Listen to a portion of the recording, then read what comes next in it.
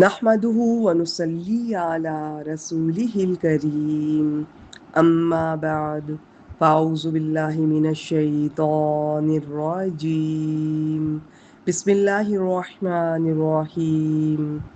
آج انشاءاللہ تعالی بإذن اللہ ہم جز 29 کے سلسلے میں سورۃ الدہر کی اگلی آیات 12 سے 18 تک کا ترجمہ اور مختصر تفسیر دیکھیں گے۔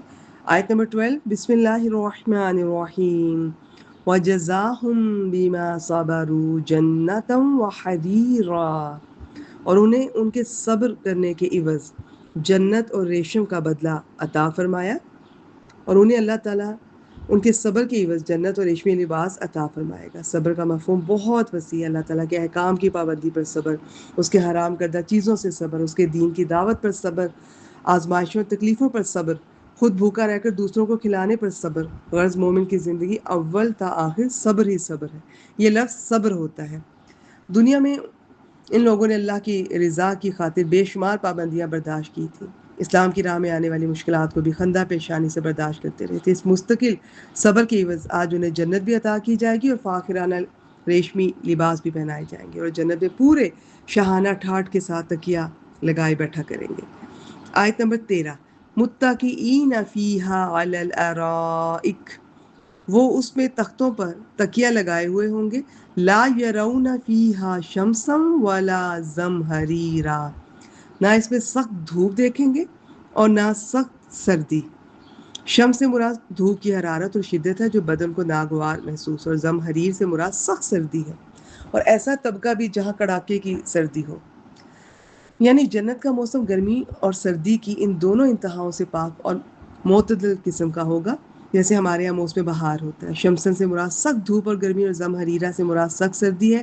یعنی جنت کا موسم نہایت خوشگوار اور بڑا معتدل سا ہوگا، اس میں نہ تکلیف دہ گرمی ہوگی نہ سردی۔ اس کے برعکس جہنم میں شدید گرمی، یعنی آگ کا عذاب بھی شدید ہوگا، اور شدید سردی کا بھی، بلکہ دنیا میں شدید گرمی اور شدید سردی کا اصل بھی جہنم سے ہی ہے۔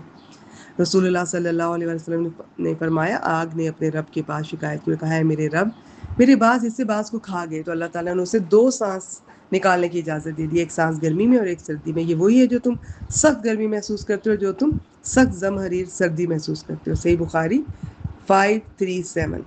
آیت نمبر 14، وَدَانِيَةً عَلَيْهِمْ ظِلَالُهَا وَذُلِّلَتْ قُطُوفُهَا تَذْلِيلًا، اور اس کے سائے ان پر جھکے ہوئے ہوں گے اور اس کے خوشے تابع کر دیے جائیں گے۔ خوب تابع کرنا، جی، یعنی جنت کے درختوں کے سائے نہایت گھنے اور جھکے ہوئے ہوں گے، اور اس کے پھلوں کے خوشے جنتیوں کے تابع ان کی دسترس میں ہوں گے، جو کھڑے بیٹھے لیٹے جس طرح چاہیں وہ توڑ سکیں۔ حضرت انس بیان کرتے ہیں، رسول اللہ صلی اللہ علیہ وسلم نے فرمایا، صحیح بخاری 3251، جنت میں ایک درخت ہے جس کے سائے میں سوار 100 برس تک چلتا رہے گا مگر اسے طے نہیں کر سکے گا۔ جنت میں روشنی کس قسم کی اور کس چیز سے ہوگی یہ تو اللہ ہی بہتر جانتا ہے۔ بہرحال ایسا معلوم ہوتا ہے کہ وہاں بھی سائے ہوں گے، اور وہ سائے خوشگوار بھی ہوں گے، اور درختوں کے پھلوں کے گچھے اہل جنت کے اتنے قریب کر دیے جائیں گے کہ وہ جب چاہیں انہیں استعمال میں لا سکتے ہیں۔ جی، آیت نمبر 15، وَيُطَافُ عَلَيْهِمْ بِآنِيَةٍ مِّن فِضَّةٍ وَأَكْوَابٍ كَانَتْ قَوَارِيرَا، اور ان پر چاندی کے برتن اور آب خورے، تو پیالے پھرائے جائیں گے جو شیشے کے ہوں گے۔ دنیا میں کئی قسم کے شیشے ایجاد ہو چکے ہیں، اور ایسی اشیاء بھی جو شیشے کے علاوہ ہونے کے باوجود شیشے کی طرح صاف شفاف بھی ہیں، جیسے پلاسٹک کی اشیاء، لیکن یہ چیزیں آتش گیر ہوتی ہیں۔ جنت میں چاندی اور اس کے برتنوں کو شیشے کی طرح صاف شفاف بنا دیا جائے گا، اور یہ صنعت دنیا میں آج تک ایجاد نہیں ہو سکی اور شاید ہو بھی نہ سکے۔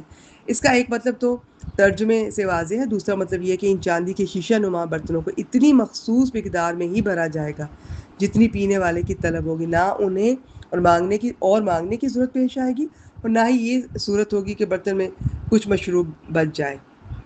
جی، اگلی آیات دیکھتے ہیں، آیت نمبر 17 اور 18۔ آیت نمبر 17، وَيُسْقَوْنَ فِيهَا كَأْسًا كَانَ مِزَاجُهَا زَنْجَبِيلًا، اور اس میں انہیں ایسا جام پلایا جائے گا جس میں زنجبیل کی آمیزش ہوگی۔